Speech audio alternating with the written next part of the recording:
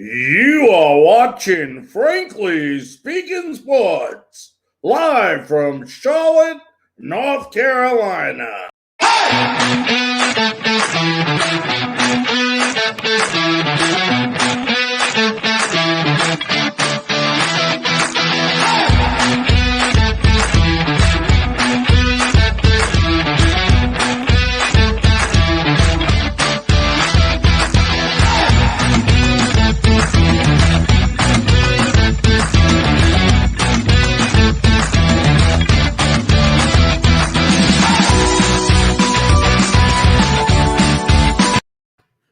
Good evening, ladies and gentlemen, and welcome to another episode of Frankly Speaking Panthers. I'm your host, Larry Frank, and a week where we should be practicing, getting ready for Philadelphia. Some unbelievable news comes through the pipes, and what a day it's been for the Carolina Panthers. For all of you folks that are watching right now, if you have not heard, Stefan Gilmore, the 2019 Defensive Player of the Year, he's been to 3 Pro Bowls, won a Super Bowl with the New England Patriots. He was a first-round pick, is now a member of your Carolina Panthers. That's right, folks. Stefan Gilmore is now a member of the Carolina Panthers. And I'll tell you what, when you look at this defense that was already pesky, already strong, they even got stronger in the last 10 days when you had C.J. Henderson, who's a first-round draft pick, Stefan Gilmore, who's a first-round draft pick. Then you add J.C. Horn to that. What an incredible repertoire of cornerbacks this young team now has. And I'll tell you what, by adding Stefan Gilmore, whose home is here in South Carolina, he played for the South Carolina Gamecocks. I'll tell you what, this has to be arguably one of the best secondaries in all of the NFL right now.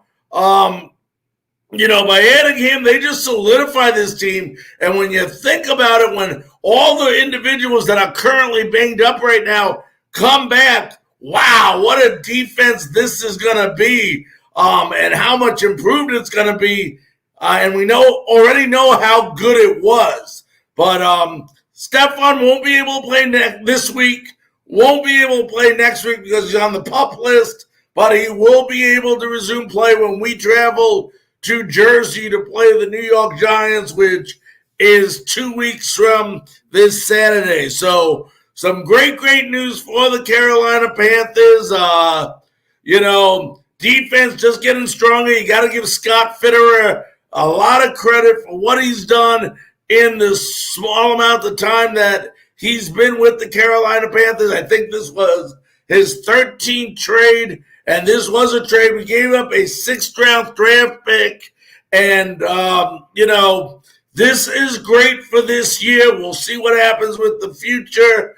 But for right now, great stuff happening in Charlotte right now. And, the big thing this weekend, for those of you folks that are joining me on Facebook, YouTube, Twitch, we are about 25 minutes away from having sports anchor at Fox 29 out of Philadelphia and the Philadelphia Eagles beat reporter for 97.3 FM ESPN Sports Radio will be joining us live to discuss the matchup this weekend between your Carolina Panthers and the Philadelphia Eagles. But the big question is, can the Carolina Panthers rebound against the Philadelphia Eagles, who got beat up this weekend by the Kansas City Chiefs? And when you look at the game that happened this past weekend with the Eagles and the Chiefs, the Eagles lost to the Chiefs 42-20. I'll tell you right now, Carolina fans, we should be able to score at will versus this defensive side of Philadelphia. They're not very good. They're not very good against the rush, and they're definitely not very good against the pass. So This is a game that we should be able to dominate. But you don't take any teams, any NFL teams, lightly. We all know that on any given Sunday, anybody can win. We saw what happened last week with the Jets and Titans and the Jets winning. Also, the one thing that with the Eagles, they're not very good in the red zone. They missed many, many opportunities versus the Chiefs in the red zones. They allowed the Chiefs to succeed 9 out of 10 times on third down conversions. That's right, 9 out of 10 times on third down conversions. They also scored 4 times in the red zone, the Chiefs did, versus the Eagles. And the one thing about the Eagles, folks, that you got to understand is they are very good from 20 to 20. From their 20-yard line to your 20-yard line. But what happens is they have a lot of trouble when they get in the red zone. They just can't seem to score. Sounds a little familiar, doesn't it? Like the Carolina Panthers of last year. Well, this is the same thing. They get to the 20, and I'll tell you what, they have sustained some drives. They get down there. They get in the red zone, and the Eagles have to settle for 3 rather than 7. And as you all know, when you're playing some of these high-powered offenses, you can't be trading off 3s for 7 in the NFL. Jalen Hurts, the young rookie, had a great game. He's 32 of 48, 387 yards, 2 touchdowns. He's their entire rushing repertoire there. They got a couple other backs that don't really rush for much yards, but Jalen Hurts is the two-dimensional quarterback that if you can contain Jalen Hurts, you are going to win the football game. Besides Hurts, like I said, there's no rushing game. And I'll tell you what, for you folks that are Robbie Anderson fans, Robbie Anderson should be able to go off this weekend if Sam Darnold can connect with him. Tyreek Hill had 11 catches for 178 yards versus the Eagles Sundays. Now, as far as the Panthers go, their trouble happened versus the Cowboys where they lost by a touchdown. The offensive line was not very good for the Carolina Panthers. They gave up 5 sacks. Darnold was running. He did throw 2 interceptions, but overall, if you take that third quarter, something about the third quarter in these games all season long, I don't know what happens at halftime, what they're saying to these players in the locker room, but whatever they do, they got to switch it up. Whatever has gotten you to the lead up to half, don't change it. You only need to make adjustments if you are doing something wrong. If you're winning, the other team needs to make adjustments. So the third quarter blues has to go away, and we have to maintain playing the same type of game we play when we're in the first half. I mean, remember that Cowboys game, folks. We had a 14-13 lead going into halftime. Also, third downs conversions. I told you how successful the Chiefs were versus the Eagles. Well, the Panthers were not very successful on third down conversion, which is a big part of their game. They were only 4 for 13. And, of course, our great defense, which had only given up an average of 45 yards a game rushing, gave up 245 yards rushing to the Cowboys. So we'll definitely be interested in seeing what's going on there. Now, when we come back from a station break, we're going to talk about what the Panthers need to do in order to win this game on Sunday. We'll be back right after this station break. You are watching Frankly Speaking Sports, live from Charlotte, North Carolina.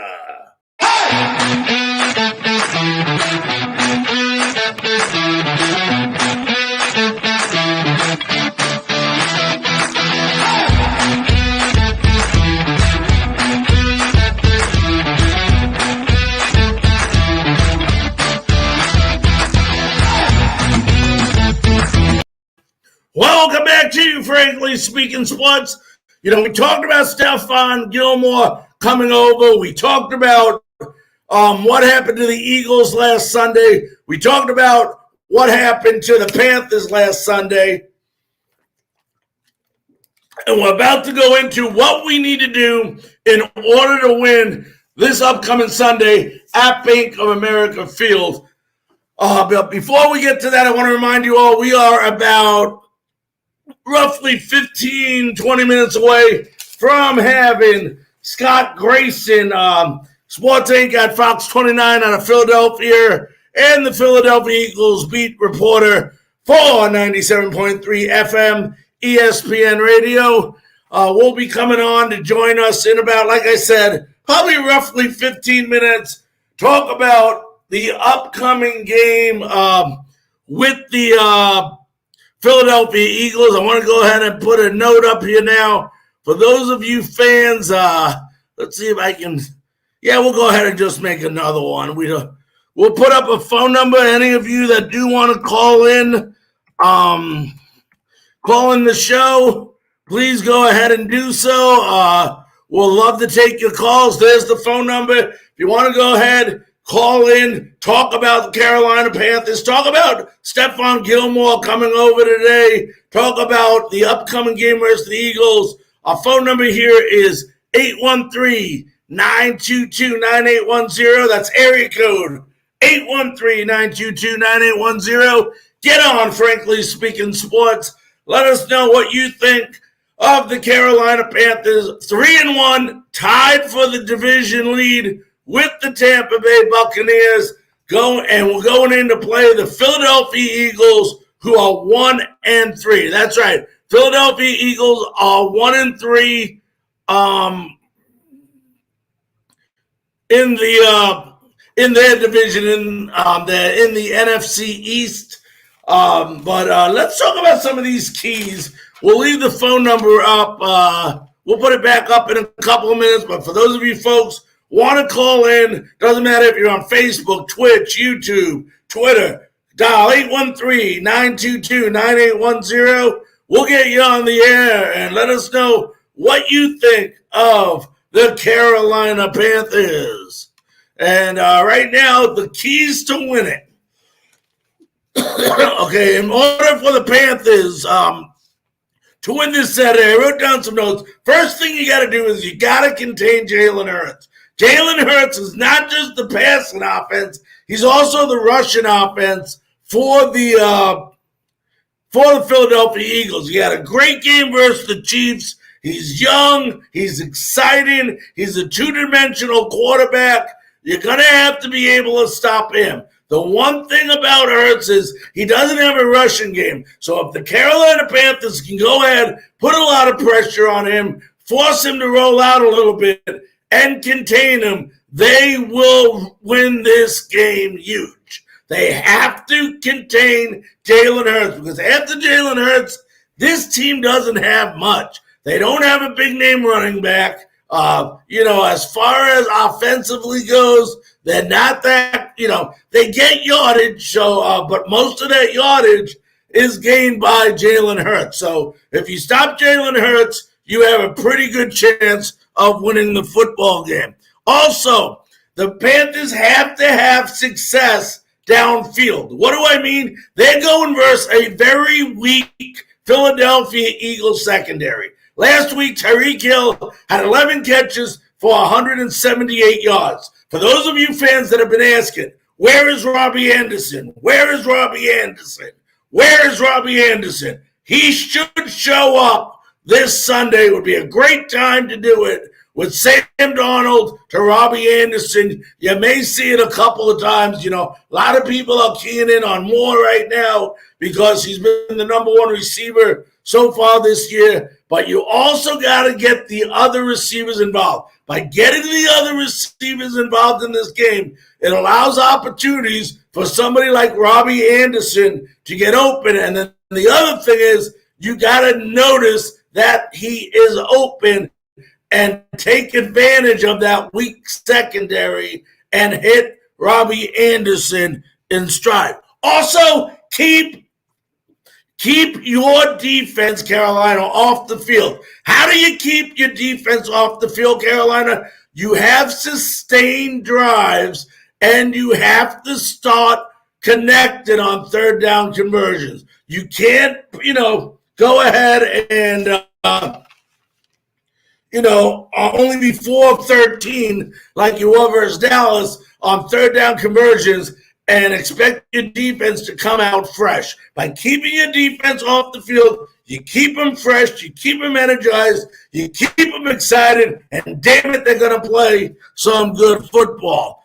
We mentioned this earlier. You have to overcome the third quarter blues. I don't know what you're doing, but whatever you're doing in the first half, it's working. Why are you changing it after halftime?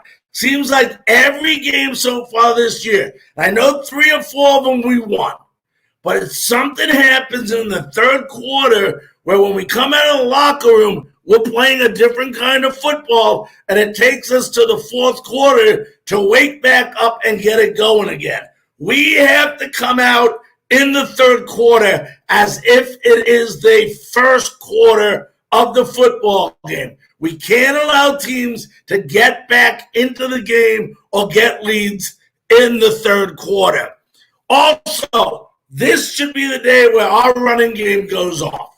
Okay, I don't care if you have Christian McCaffrey or you don't have Christian McCaffrey. At the end of the day, you should be able to run on this front seven of the Philadelphia Eagles. The Chiefs ran for over 250 yards on them last week.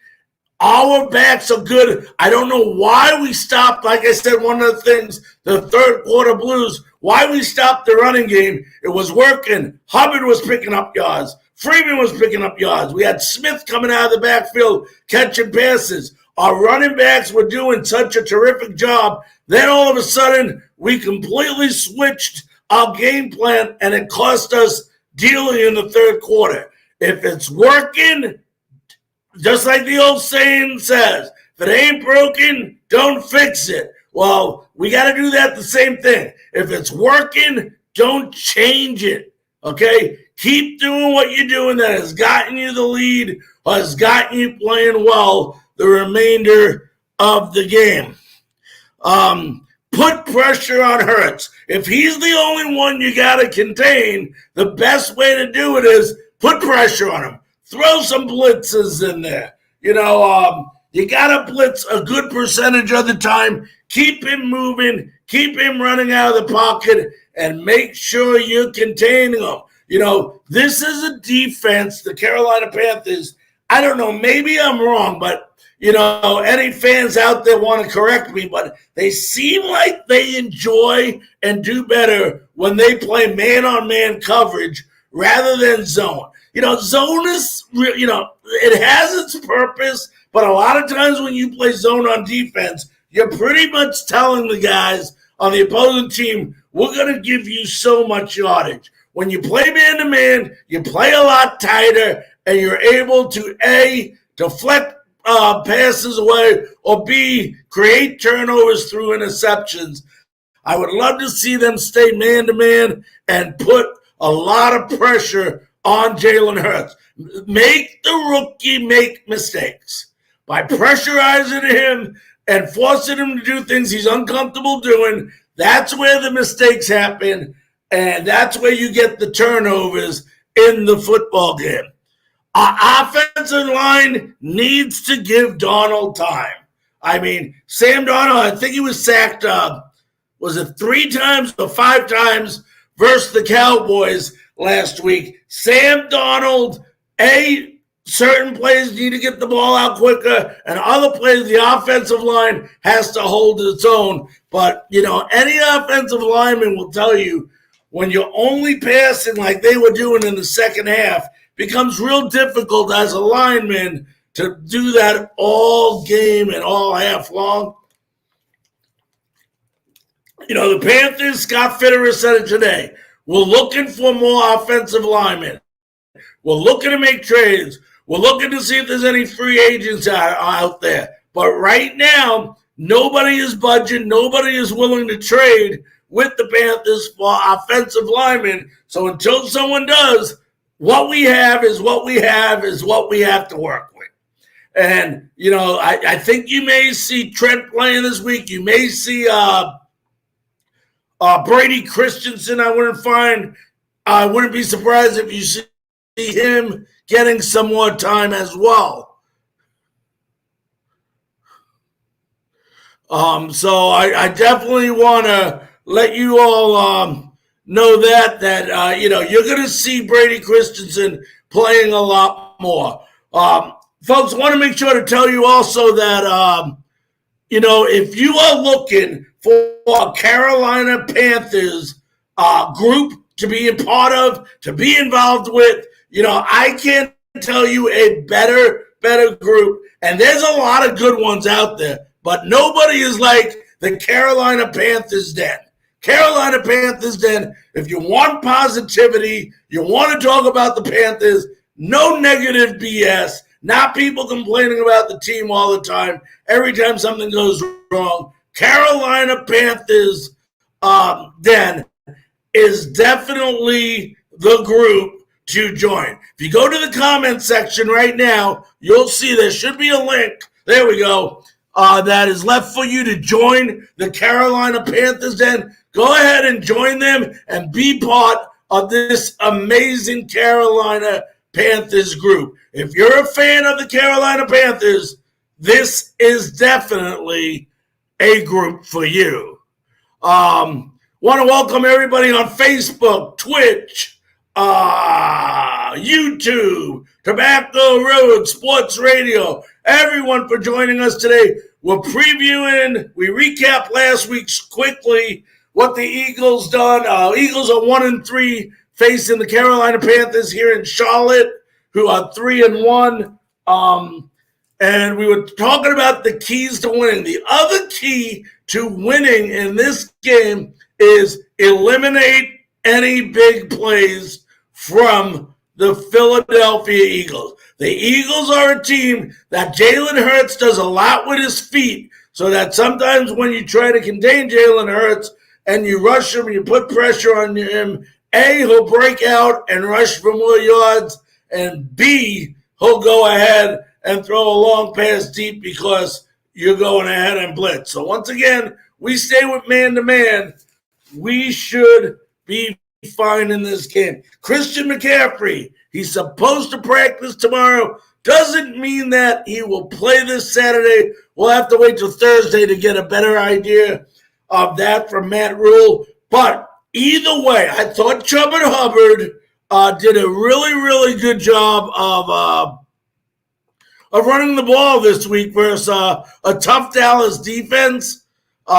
He averaged about 5 yards a carry, and I think whether we have McCaffrey or not this weekend, I think you'll see that he'll be able to run the ball very effectively. Like we said, Hubbard is the type of guy that once he gets going, it's like you're revving up a car in the morning and it's cold outside. And as the car gets warmer, it obviously starts to run much better. Well, that's just like Chuba Hubbard. Once he gets going, once he gets in a rhythm, he's very effective and he gains a lot of yards. And I thought he looked terrific when they used him. I still don't understand why they stopped the running game during that Dallas game, but nevertheless, got to give credit where credit is due. Chuba Hubbard looked really good. I mean, we had some problems on defense, guys. If you expected, you got to understand something, Panther fans. There's 17 games in a season. If it was that easy, you'd see teams every year winning 17 games. There are going to be games, whether you're the best team or the worst team. The best team is going to play a bad game throughout the year, and the worst team is going to play a good game throughout the year. It's just, these are NFL players. They all have the ability to do very well. We had a bad game, but we learned a lot from that game. I don't like losing. I'm not going to sit here and tell you it was a good loss because, in my opinion, there is no such thing as a good loss. But I do believe that you can learn from a loss and prevent the same things from happening again. The one thing, like I mentioned earlier, that they do not do well, the Eagles, is they do not have a lot of success when they're in the red zone. We need to make sure that when we're in the red zone, the Panthers I'm speaking of have to make sure that they are scoring 7 points, not settling for 3, because a lot of the times with the Philadelphia Eagles, when they're in the red zone, they go ahead and they settle for 3. And remember, folks, simple math is if one team is settling for 7 and another team is settling for 3, the team that's settling for 7 is going to win that ball game because they're getting 4 more points on those drives. So it's just common sense, but sometimes common sense ain't so common. But that's what we got to do. Sustain long drives, contain Jalen Hurts, and keep our defense fresh. Okay, there is no reason why this team should get beat by the Philadelphia Eagles come this weekend. The Panthers all over the field, okay, defense, offense, special teams, all around, balanced-wise, is a much better team than the Philadelphia Eagles. Ladies and gentlemen, we are about 3 minutes away from having sports anchor at Fox 29 in Philadelphia, who is also the Philadelphia Eagles beat reporter for 97.3 FM ESPN Radio. Scott Grayson will be joining us momentarily so we can discuss the matchup between the Philadelphia Eagles and your Carolina Panthers. For those of you that are watching on different platforms, whether it's Facebook, YouTube, Twitch, please do me a favor. Go ahead and share this to your timeline. If you share this to your timeline, so your friends and your family can go ahead and enjoy the show. We're going to go ahead and have, like I said, Scott Grayson any moment. For those of you that missed our show last night, College Football Tuesday, go ahead to either Frankly Speaking Sports, our Twitter account at Larry Frankus, or our YouTube channel at Frankly Speaking Sports. Boy, oh boy, do you got to listen to the interview we did, myself and Zach McKinnell, did with former NFL and college coach who coached for 4 decades now. Ray Sherman was on last night, and if you're a football fan and you want to know certain things about college football, about what the difference between NFL and colleges from a coaching perspective, you need to go back, listen to that interview we did last night with Ray Sherman. It was fabulous. One of the better ones we've done on our College Football Tuesday show. Ladies and gentlemen, we're going to allow our stations a 15-second station break to identify themselves. And when we come back, we will be joined by Scott Grayson, sports anchor at Fox 29 in Philadelphia.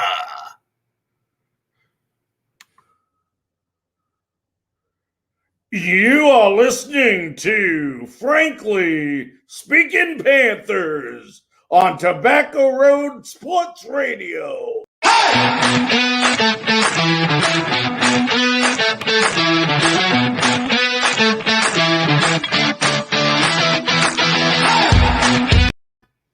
Ladies and gentlemen, welcome back to Frankly Speaking Panthers. I'm your host, Larry Frank. Hope you're enjoying the show so far. Been very informative. Been talking about the Eagles. We've been talking about the Panthers, who meet this weekend at Bank of America Stadium here in Charlotte at 1 o'clock p.m. And it is my great honor, thrill, and pleasure, as always, to bring in the sports anchor at Fox 29 in Philadelphia. And he's also the Philadelphia Eagles beat reporter for 97.3 FM ESPN Radio. Please welcome in Scott Grayson. Scott, how you doing tonight? I'm good, Larry. Thanks for having me on. Hey, Scott, I want to thank you very much for taking time out of your busy schedule to join us. Let me ask you this. Before we even get into the Eagles and their 1-3 start, I want to ask you, I know you don't hear much necessarily about the Carolina Panthers, but the Carolina Panthers today, as everybody heard, picked up Stefan Gilmore in a trade with the New England Patriots. And then it was only 8 days ago where the Panthers picked up C.J. Henderson from the Jacksonville Jaguars, 2 first-round cornerbacks to go with their number 1 cornerback, who's hurt right now, J.C. Horn. What are people saying around the nation, maybe the Northeast, Philadelphia area, about the start for this 3-1 Panthers team? Well, I think it's opened a lot of eyes to the point where people here are realizing that, the Panthers are not, going to be an easy team to get by. They're definitely for real. They're definitely legit. They're looking to win. They're making the moves that are necessary to fix holes as they pop up. I mean, from a fan's perspective, that's what you want out of any team is, look, if you realize there's a problem, don't wait to try to fix it in the offseason. If you've got something like you guys did with J.C. Horn going down, go out and fix the problem now. Don't let a whole season go by and maybe perhaps that be a reason why, the season isn't as good as it could be. And, I commend the Panthers for doing what's necessary to try to fill some holes. And they've got some good ones that they're filling in that hole with. And there's definitely – I think the Panthers are a team you have to watch out for sure. I know that they didn't win last week, but they definitely faced a good team there. And I think they're a team that certainly bears a lot of watching this season. Scott, the Eagles off to 1-3 start, and I was watching the Eagles, and there's so much that I've learned, about the team from watching them. But the one thing that I've noticed, and I don't know if maybe it's just watching the Chiefs game that I noticed it, but it seems like when they get from the 20 to the 20, they do really well going downfield, but there's like a mental block. Once they get in that 20-yard line, it seems like they settle for a lot of threes rather than putting 7 on the board. Yeah, that right now, quite frankly, is the biggest problem for this offense is that they get in the red zone and like you said, they settle for 3 instead of 7. And when you're playing a team like the Chiefs, like they were last week, they were kicking field goals while the Chiefs were doing what the Chiefs do, and that's score touchdowns. So they definitely have to address that problem. And in my opinion, the biggest problem once they get down there is the play calling. So I put that on Nick Sirianni, the Eagles head coach, who's also calling the plays. They have to call better plays that have a higher chance of success down there. He's also got a very bad, at this point, run-pass ratio, very heavy on the pass plays, not so many run plays. And they've got a weapon in Miles Sanders that, in my opinion, they're just not using. They're not using well enough. I think he needs about 20 touches per game. I think last week he only ended up with like 6 or 7. That's not enough. And that's something that, I am seeing some progress and growth. He's a young head coach. He's a first-year head coach in this league, and he's never really been the guy to call plays before. But I am seeing progress week to week to week. And quite frankly, that was the expectation going into the season was you're going to get a guy who's inexperienced. Hopefully each week he learns something new. And by the end of the season going into next year, perhaps he's going to be more of a polished head coach and a play caller. But they started out that Chiefs game last week running a lot of misdirection and getting a lot of things going offensively. And I thought they just left the run game untapped, and it hurt them once they got in the red zone because I felt like the Chiefs knew they were going to pass the ball. And that's a lot to put on a young quarterback in Jalen Hurts. So, yeah, it's a big problem for that offense. That and penalties at this point that just continue to shoot this team in the foot. Yeah, and I was going to ask you, how tough is it? Because if you look at Jalen Hurts and what a talent he is and what a talent he's going to be as long, God forbid, he stays healthy. But, he's not only your passing attack, he's also your rushing attack right now. So you got a two-dimensional quarterback. Like you said, they're not using Sanders, so they basically have a non-existent running game. How much tougher is it for a young quarterback like a Jalen Hurts to come out of college, come into this offense? And, it reminds me last year of the Carolina Panthers. It was Christian McCaffrey till he got hurt. So then once he got hurt, they said, oh, no, we have other players on this team that we have to utilize. Well, same thing going on in Philadelphia. You look, it's the Jalen Hurts show. I mean, sooner or later, and we know that these defenses in the NFL are getting so much better day by day, they're going to contain him. Then it's like, what are we going to do? How tough is that on Jalen? I think it's going to be tough, and he had a bad game against Dallas 2 weeks ago. The whole team never looked like they got on the plane to go down there, let alone got off it to play the game. And the play calling there was atrocious as well. They ran 3 run plays the entire game. So that's a lot to put on a young quarterback. I would think you're looking to use the run to help set up the pass and take some pressure off the young quarterback, but that's not what they've been doing so far. And to Jalen's credit, quite frankly, he's done pretty well with it. Last week was probably his best game as a pro. And that was, that's saying a lot. He went toe-to-toe with taking on the Chiefs. And I know their defense isn't very good, but there's a lot of pressure to score points against that Chiefs team. And yeah, they settled for field goals too many times, but they were in that game into the fourth quarter. And I think that's a credit to Jalen Hurts. And quite frankly, my biggest goal for Jalen has been this season. Look, if he doesn't turn the ball, if this offense doesn't turn the ball over, they're going to be in every game they play. And that's been the case this season. And so as long as he doesn't turn the ball over like he did last week, and quite frankly, this week, that's the biggest key as well. Don't turn the ball over. Don't make your defense have to play a short field. And I think the Eagles have a chance to be competitive and potentially win the game. But like you said, every week more film gets put out on them. These defensive coordinators around the NFL, they're smart. They know how to pick on tendencies. And, you've got to find a way to keep him from beating you in some way down. Now they're opening up a little bit of the downfield passing game. They got Devontae Smith going last week, which is a huge thing. That he's a weapon they need to have. And I think the biggest thing you see that I've seen with Jalen Hurts that I like, and this is a rough comparison to make, so bear with me, but he reminds me a little bit of Russell Wilson in that when he breaks the pocket, he's not looking to run first. He wants his eyes downfield. He's trying to direct guys to move around and open up a window to throw into. He wants to throw before he runs. And Russell Wilson is that way in my mind. So I like that. But some of his decision-making last week on fourth down, he had nothing really there, and he threw the ball out of bounds. Look, I know I don't want you to turn it over, but if you throw an interception 30 yards down the field, on fourth down, that's better and effectively a punt than it is throwing it out of bounds and giving the other team the ball. So there's some things he has to learn still, definitely. But overall, I like what I've seen out of the young kid. He's definitely got more leadership, it appears, than Carson Wentz did when he was here within the locker room. Now, let me ask you, you look at the Carolina Panthers, the emergence of Sam Darnold since he's come over. I mean, even in a loss where people criticized him last week versus the Cowboys, he still threw for 300 yards, had 4 touchdowns, 2 on the ground, 2 passing. But he has so many weapons on this team. Robbie Anderson, Moore, he has Marshall, has Tremble, he has Thomas. Let me ask you this. Mahomes last week, 5 touchdown passes versus this defense. Tyreek Hill alone, 11 catches, 178 yards. We all know that Robbie Anderson is a big-time playmaker that loves the ball downfield. How do they contain all these weapons on the Carolina Panthers?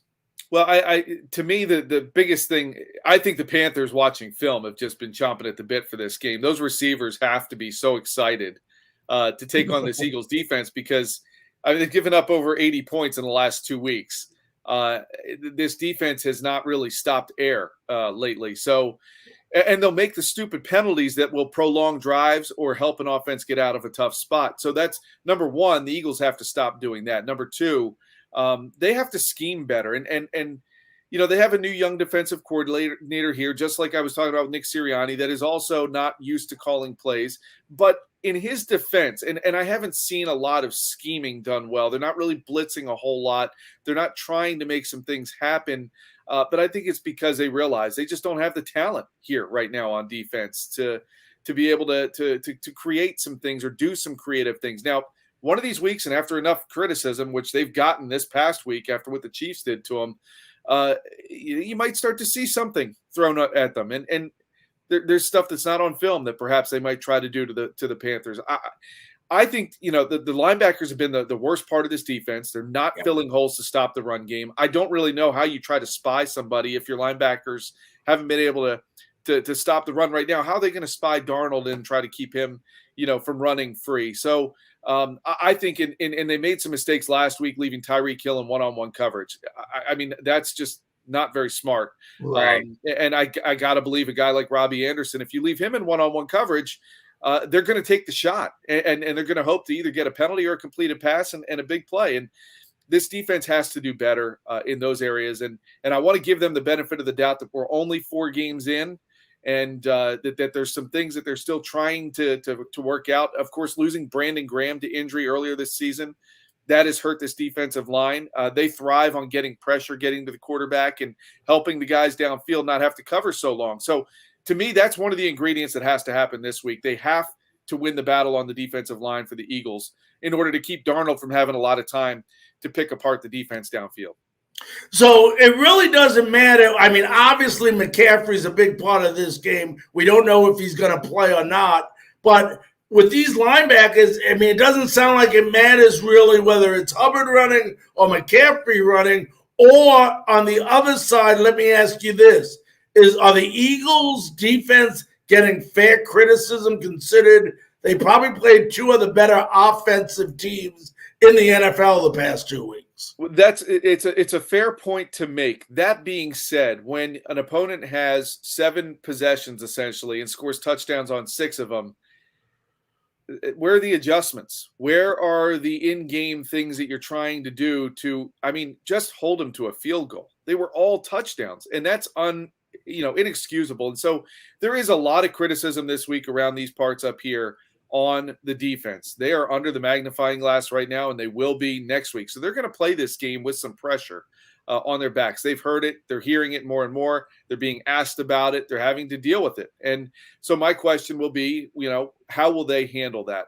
I am putting a lot of criticism on the linebackers because, quite frankly, I think this defensive line has done a decent job at the point of attack, and the linebackers are just late filling the holes. Now, if they can fix that timing, then suddenly maybe that's part of what this defense is missing to help stop them. But they gave up almost 10 yards per carry, or about 10 yards per play, on first down last week. When you're moving the chains on first down, forget second, third down. I mean, you're in trouble. And that's one of the things that if I'm Matt Rule and the Carolina Panthers offense, I am, again, excited to face this defense.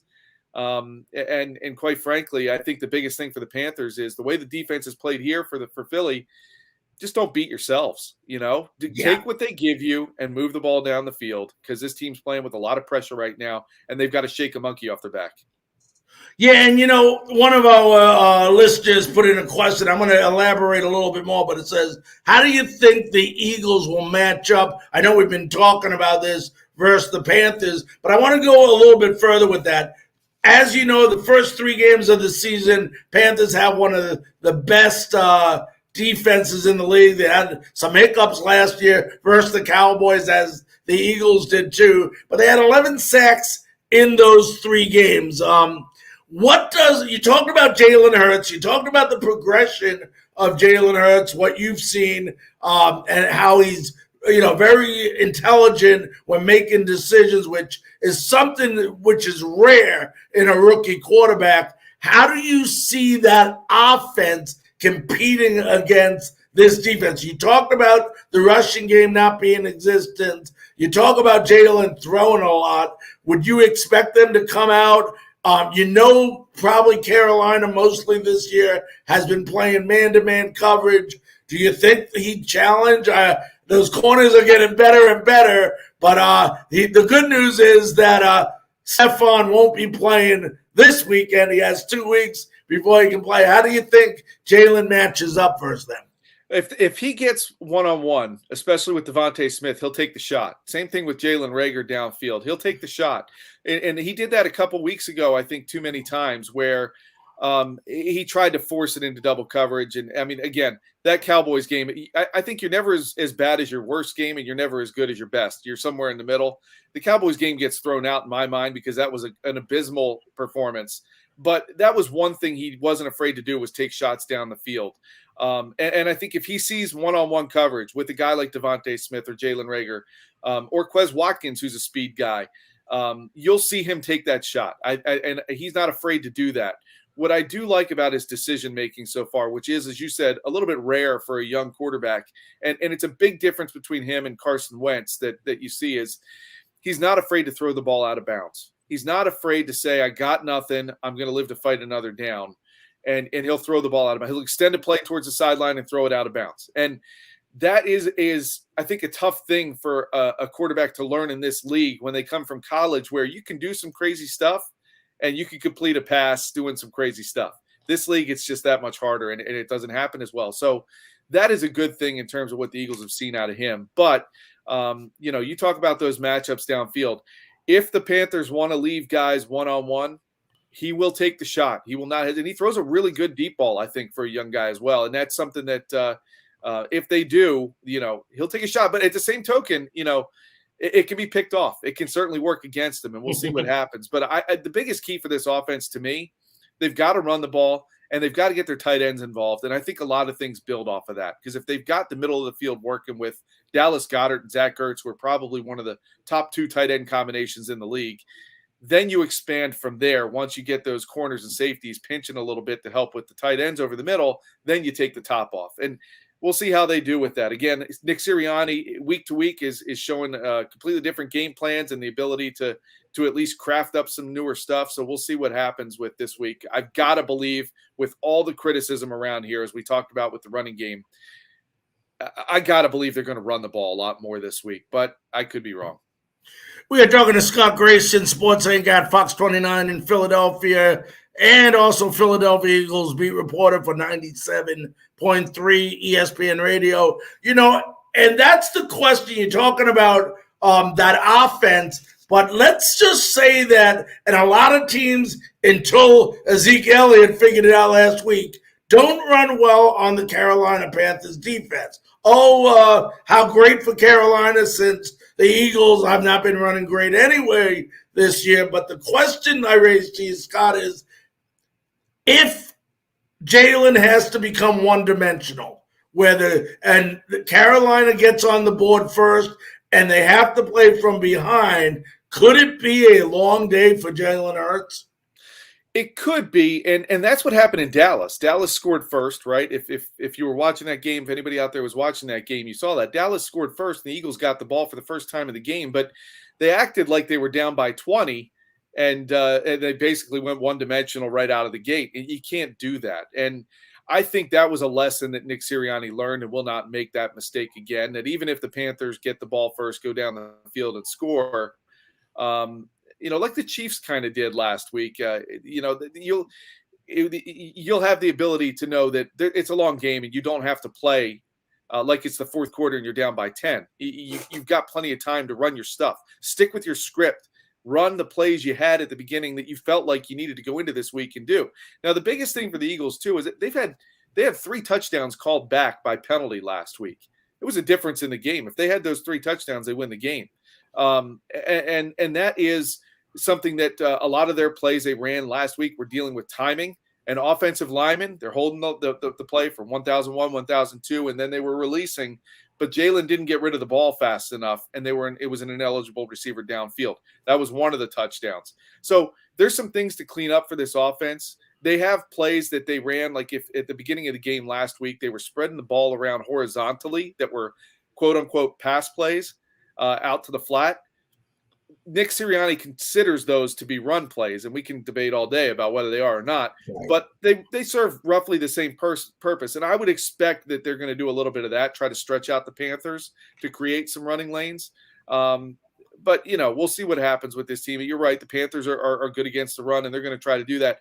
And this team, the Eagles, will run an RPO. They will run that RPO, the run-pass option, and that is on Jalen Hurts to read what the defense gives him, and he either lets the running back take the ball or he goes within himself. And that can be tough to defend when it's run well.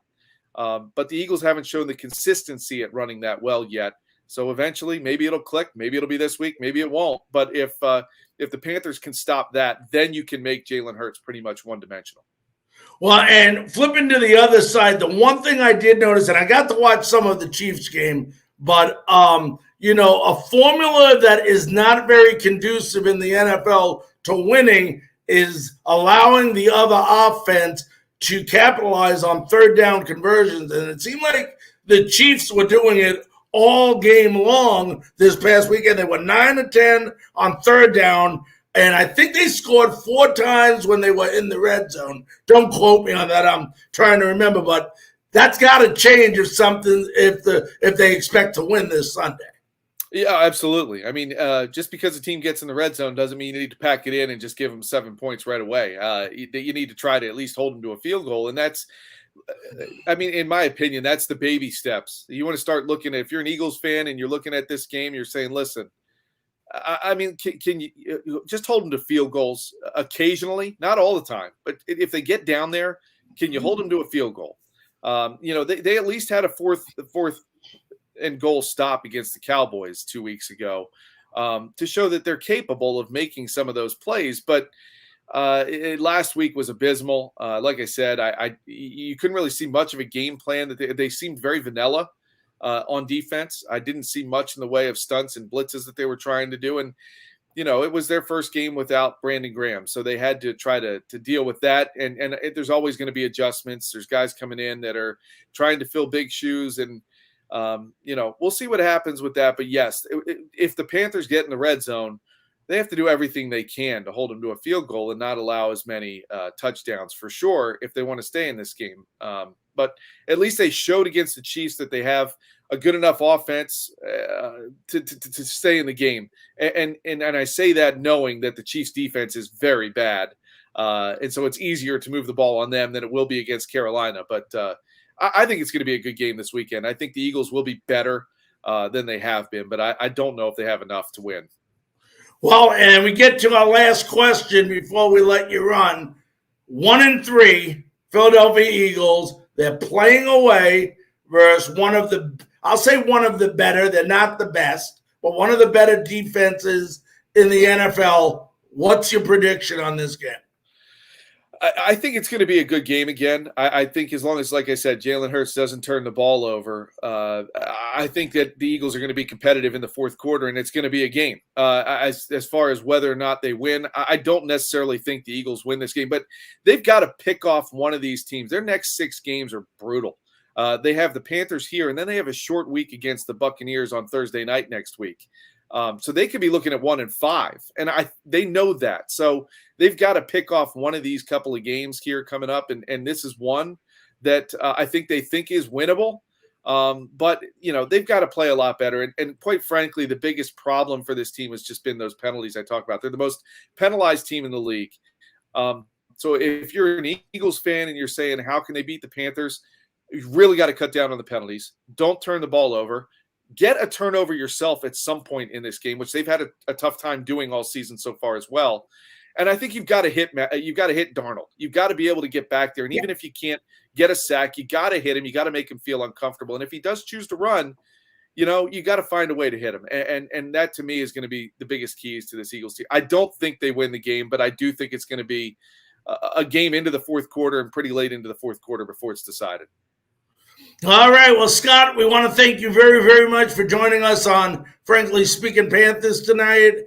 Good luck this weekend, and we'll find out what happens. Yeah, same to you guys. Thanks for having me. All right. Be safe. You too. All right. That was Scott Grayson, sports anchor at Fox 29 in Philadelphia, and he's also the Philadelphia Eagles beat reporter for 97.3 FM ESPN Sports. Going to take a quick 15-second station break, and we'll be back right after this. You are listening to Frankly Speaking Panthers on Tobacco Road Sports Radio.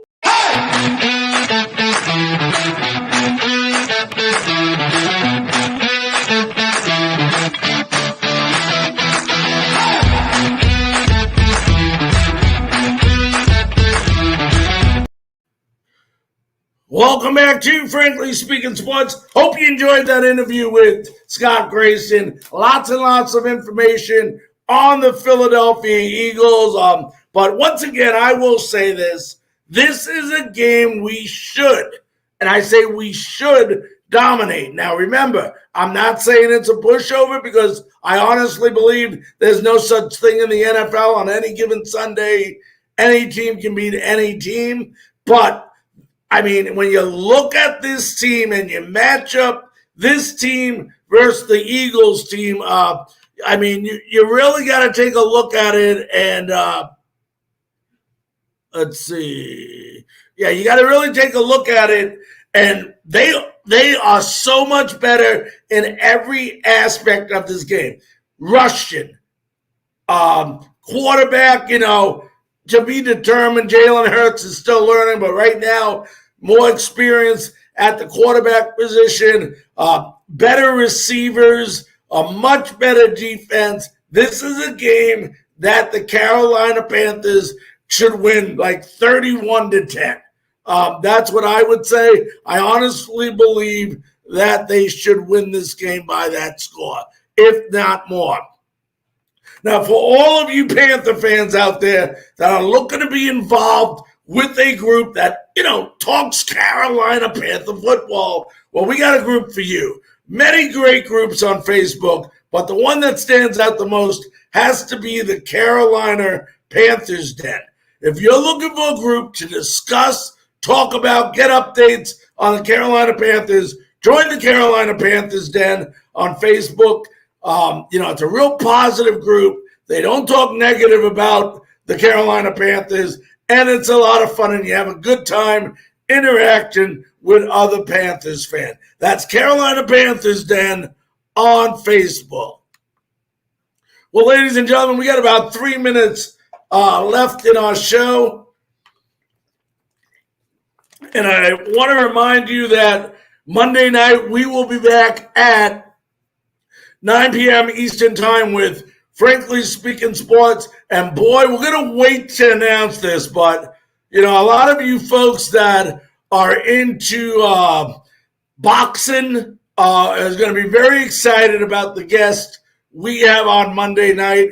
We're going to wait till Friday or Saturday to publicly announce it, but boy, oh boy, when we announce it, there are going to be a lot of people tuning in Monday night to our Frankly Speaking Sports show. It's just amazing the gentleman that we have on. So we will go ahead and promote that and announce that either on Friday or Saturday. It'll be on our Facebook page and our Twitter page. Remember, if you are on Twitter, go ahead and join Frankly Speaking Sports because we do the little things differently.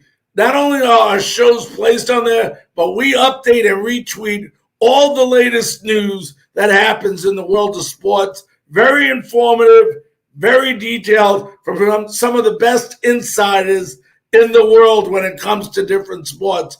And that's at Larry Frankus. That's a U.S. at the end of Frank. And you can go ahead, join our Twitter handle. Believe me, you will not be disappointed. Also, if you want to watch previous interviews, such as the well-talked-about show last night, College Football Tuesday, where Ray Sherman, who's coached 4 decades in the NFL and in college football, joined us, myself and Zach McKinnell, for one heck of an interview. Join our YouTube page. All our previous shows and all our live shows are on YouTube. And that is at Frankly Speaking Sports on YouTube. And then, of course, our Facebook page. Our Facebook page is Frankly Speaking Sports. That's the group name. And we're also on Twitch. If you're interested in joining Twitch, just instant message me, and we will go ahead and we will get that information to you. But it's been a tremendous week. Tough loss last week for the Carolina Panthers. Expectation is they bounce back strong this week. We got bigger and better today alone just by getting, actually the last 10 days, getting C.J. Henderson and Stefan Gilmore. So a lot of good things happening in Carolina right now. Panthers play 1 p.m. Sunday at Bank of America Stadium. If you don't have tickets, get out there. Let's root for these guys. Let's stand up. Let's get loud. Let's go, Panthers. Good night.